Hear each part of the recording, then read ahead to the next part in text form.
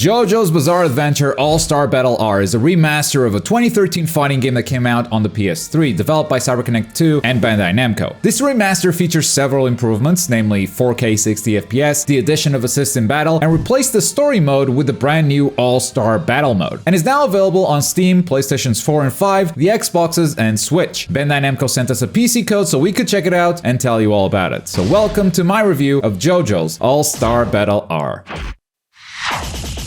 This is a 1v1 3D fighting game, where each player can select one character and one assist. It's a 4-button fighting game with a light, medium, and heavy attack buttons, plus a unique button that will do something different depending on the character type you have. Some characters are Hamon users, so this button can be used to charge some meter and gives these characters an extra button for special attacks. Stand users can use this button to swap between their user mode and their stand mode, changing their entire moveset. And others can be even more unique. Combos follow a standard fighting game progression. You can link light attacks into mediums, into heavies, then throw some specials and a super if you want it. These combos can get pretty technical once you find launchers for juggle opportunities and add your own assist to the mix, but for new players there's also the option to just mash the light attack button for a full auto combo. Speaking of assists, different characters will have a different number of uses depending on how powerful they are. They can be used offensively or defensively. The circle icon represents how many times you can call them offensively to help you in neutral, pressure, or to extend combos. And the diamond icon represents how many times you can use them defensively, whether it is to get an opponent away from you while they're blocking or to straight up break their combo. Every character has a decently sized move list. It looks huge at first, but if you're focusing on a single character, it's really not that hard to learn. And once you've learned your first character, you'll find that a lot of the motions for these special moves are the same for every single character in the roster, which makes moving to your next main a lot easier each time. So far, it's all pretty standard for a fighting game, so let's look at some of the unique mechanics that you can find in Jojo. First up, the flash cancel. For 1 bar of meter, you can freeze time briefly, canceling any move that you were doing, either because you threw something unsafe and now are regretting your life's decisions, or because you are at a point where it's worth it to extend your combo. Stand users also have the unique ability to summon their stand after any of their normal attacks for a similar effect. And on specific moves, they can even detach themselves from the stand, leaving it behind to do a special move while they reposition themselves. There's also stylish dodge, where if you block an attack with perfect timing, time will freeze and your character will move out of the way. And usually you can catch opponents afterwards. I love everything about this combat system. I think it's really solid as a fighting game. The one exception is this mechanic. It's a big reward for virtually no risk. If you mistime a stylish dodge, all that happens is you block the attack normally. More often than not, it actually happens on accident and makes this cool fighting game feel like a party game sometimes. In addition to that, hit stop can really mess up your inputs. When you call an assist, for instance, the game will stutter as they attack the opponent. This is known as hit stop, but this hit stop is so pronounced that it can sometimes eat your inputs, especially when you're trying to start a dash. Other than that, I think this is a great fighting game. The roster has to be one of the best rosters in fighting game history. A total of 51 characters at launch, all of them with very unique movesets. Some characters have unique meters because they built whole new gimmicks and mechanics to accommodate for their abilities in the show. It is by far the most impressive thing that this game has to offer. 51 characters where everyone plays differently is a fighting game dream, and that cannot be understated. But now that you understand the game, let's look at some of the game modes where you can enjoy it.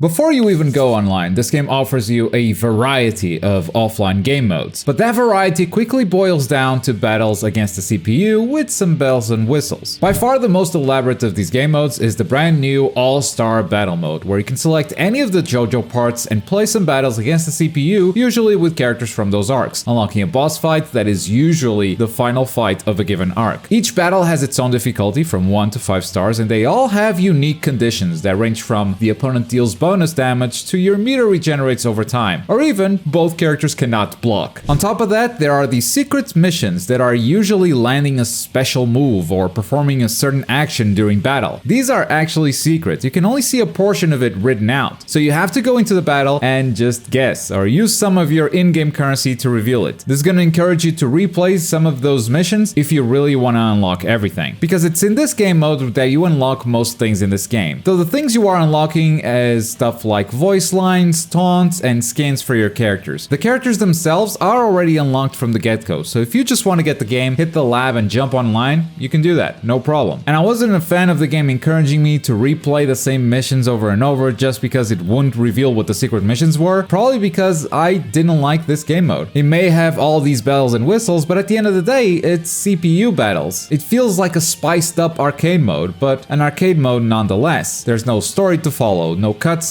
Most battles do have characters with unique interactions between them, but you can get that in any game mode. So after a few boss battles, this quickly became a place that I would just come back to if I wanted a specific skin. Not something that I was aiming to clear, in fact, something that I wanted to play as little of as possible. The original story mode for the 2013 game was pretty bare bones too. Most of the story was told through text, and it was also a series of battles, but it was following the Jojo story, so the Jojo fanboy in me kind of prefers that method of doing things, even if that is still a very basic story mode. At least it jogs my memory, puts me back in the moment where I was when watching that arc. This feels like a random assortment of battles and a boss fight that is actually canon. Other than All-Star Battle mode, we have the usual suspects on the arcade menu. Challenge mode is where you pick a character and go through a series of 8 battles. It keeps track of who you completed this game mode with, but the reward is usually just gold. And there's also Endless, where you pick a character and go for as long as you can survive. Interestingly enough, it's in the Versus menu that I found the biggest surprise for offline modes. First of all, they have computer battles, which is always a nice inclusion. There's a tournament mode where you set how many players are human and go through a single elimination bracket, and there's also team battles, where each player picks 3 characters and plays one of them at a time. Once one is defeated, the next one comes in, but the winner's health and meter can carry between rounds. It's a neat take on this game, giving it a King of Fighters style game mode, but unfortunately this is the only place where it is available. So if you want to play it, you gotta do it offline with people in the same room as you. To wrap up this segment, we have of course practice mode. This is probably the best practice mode ever developed by CyberConnect 2, which means it does the bare minimum for a fighting game. You can keep track of your damage, you can set your opponent's stance and whether they are blocking or not. You can see your inputs on the left side of the screen, and I believe this is actually the first time in a CC2 game that we have recording options. So you can record any actions for your opponent and then play them back, which is very, very useful for practicing specific scenarios. And that's what you can do in the offline game modes. All of those things that you can unlock can be viewed in the gallery, including 3D models that you can freely rotate and make them do some Jojo poses. That's pretty fun, but that is it. I found these modes to be pretty bare bones. Playing this game ahead of release when no one was online got old pretty fast, so I would definitely not recommend it for someone looking for a single player experience. But since this is a fighting game, let's go online and see how it holds up.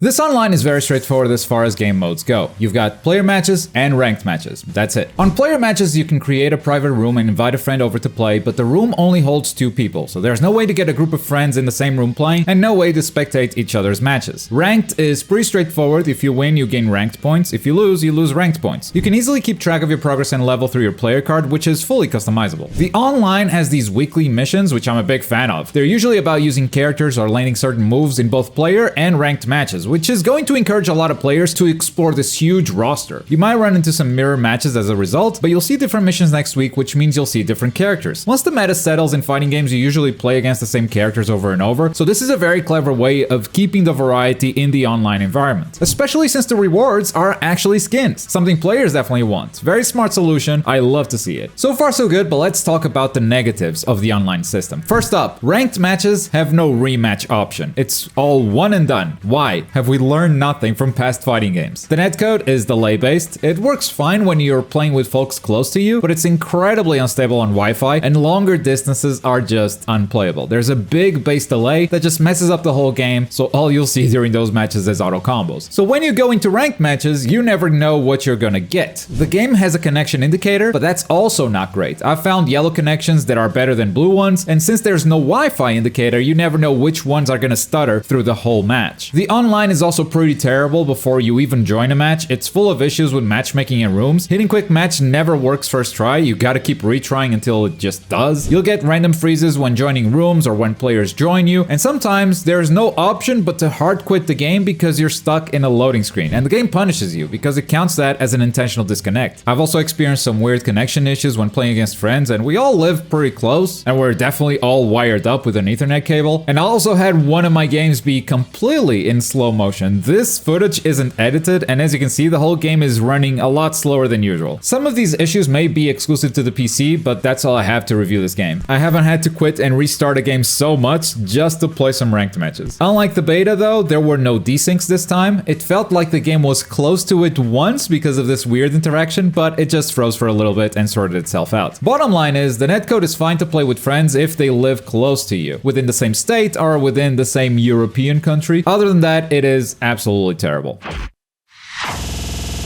This game has a decent options menu on the PC. You can set resolution, VSync, the level of detail, and you can also fully customize your controller buttons or keyboard. You will perhaps miss some macros if you're used to playing other fighting games. For instance, you can't set a button for 2 attack buttons, so if you want to just have a grab button, you can't have it. Presentation-wise, this game looks great in 4K resolution. I think the art style is very unique. You look at any screenshot and you immediately identify this game. The upscaling to 4K did wonders for this. I actually love this style a lot. The game also ran really well on my machine, but I do have a very high-end PC, so I can't speak to optimization. My bet is that this guy did not have the machine to run this game, so we were both stuck playing in slow motion. And I also love the fan service this game has. The unique interactions during the intros between characters that have never met before in the show, the dramatic finishes in every single stage when you end a fight with a super, the taunts, the references in each moveset, it's a great love letter to Jojo in that regard. So with all that said, it's time to score this game. If you're new here, we use letters for our review scores. F and E are the bad games, D and C are okay, B and A are the good games. And this is my score for Jojo's All-Star Battle R.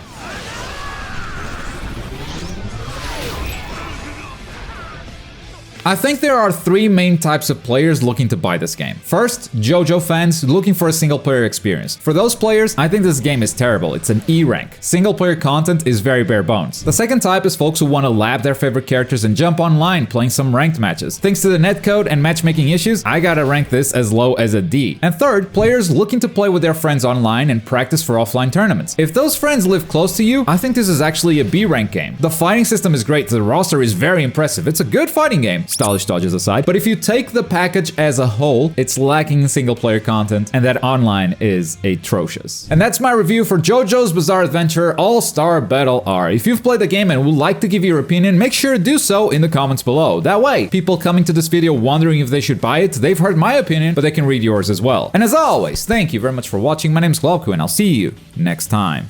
Bye!